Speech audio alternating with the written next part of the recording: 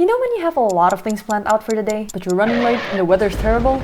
Well, that's what happened in Amsterdam. We arrived 2 hours behind schedule in Amsterdam because we spent too much time in Haarlem, and it was raining so hard we had to go into stores to shield us from the rain. And apparently we found some green stuff that Amsterdam is really known for. But you don't have to go to the stores because you can smell it in every street corner. It rained so long that I even had time to go to clothing stores and actually bought clothes for the next cities in the Eurotrip.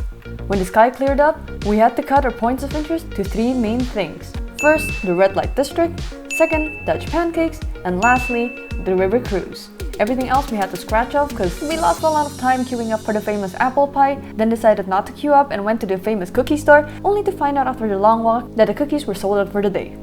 Sad, I really wanted them cookies. So first stop, we headed to the red light district, which did not really look like a red light district because there was still daylight and there were no girls in windows. Basically, it looked like any other district, but we couldn't wait until nightfall because it was August, meaning it gets dark at 10 p.m, whereas we had to be in our Airbnb by 9 p.m. At this point, it was almost 7 p.m. Yeah, we're cutting it really close and we're probably gonna be late, but we'll try anyway. Anyway, second stop, pancakes. We went to the pancake store called Pancakes. We got a savory pancake, which I didn't really know existed, and also the sweet one with some classic chocolate. Both were good. And then the last thing on the to-do list, river cruise, which was called Lover's Cruise, which was awkward because I was there with this guy. Speaking of Amsterdam though, because of the time and weather, the city hasn't really given me a strong impression until now. The canal cruise made me fall in love with Amsterdam. I mean, the city was so mesmerizing when seen from the water, because that's really one of the city's icons, the canals that wind through the city. There was also an audio guide that teaches you a bit about the history, like how these houses were slanted bigger on top so they can pull up furniture easier when moving in and out without damaging the walls.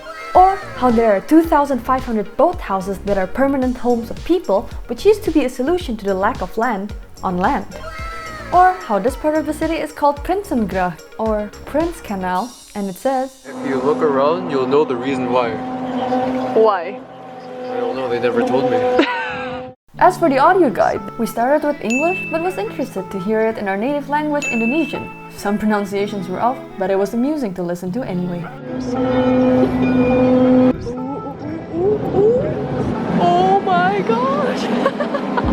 Alas, the river cruise ended and it was time for us to rush to Vleuten while updating the Airbnb host that we're gonna be a lot later than even 10 p.m. because it was already 9:30 and we were still stuck in Amsterdam.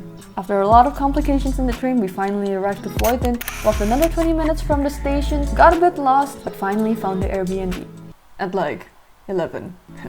Luckily, the host was nice, so if anyone's looking for an Airbnb in Vleuten, a nice small city in close proximity with Amsterdam, hit him up. The next day, we're going to a city where I want to go to just because an influencer told me to. The small city of Utrecht.